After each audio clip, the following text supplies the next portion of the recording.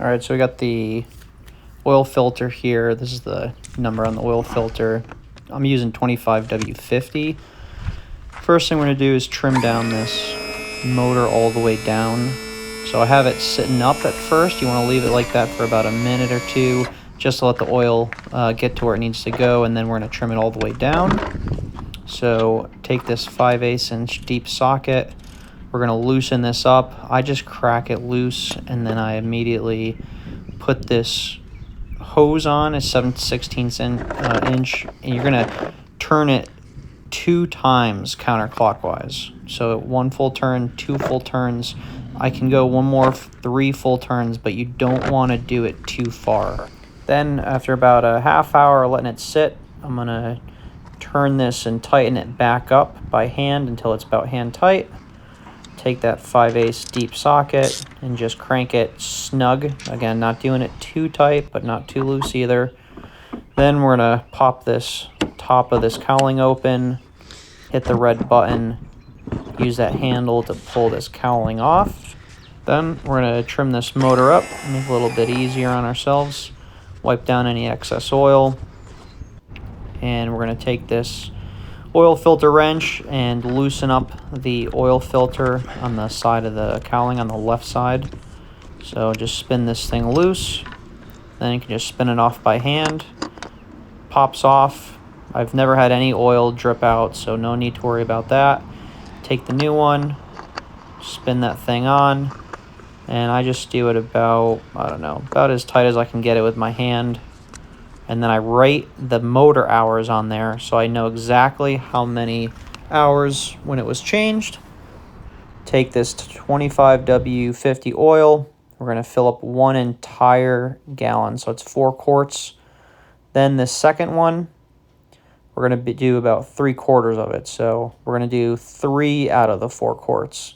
Take 7 quarts total in this engine. All right, I'll stop right there.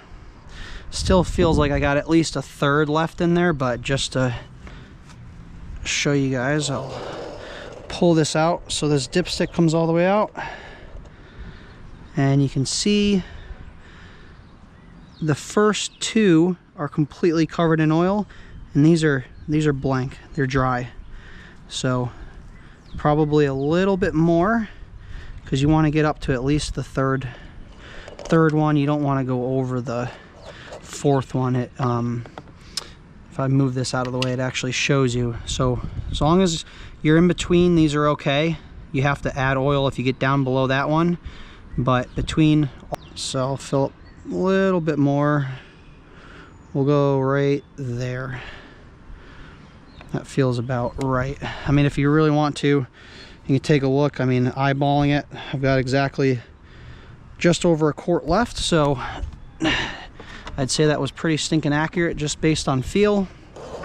Pull this thing all the way out, and now you've got 3 rings, 3 little things completely coated, and this ball's coated, this isn't, so that should be perfect. It's basically 95% full. I don't want to really go too full, so leave it just like that. Tap this off, wipe this down, tap back on, and I'm literally done.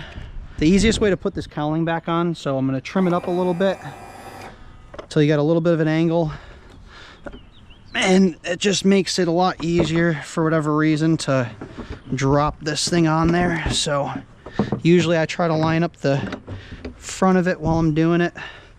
I check the back and the sides, push down on it, it's flush,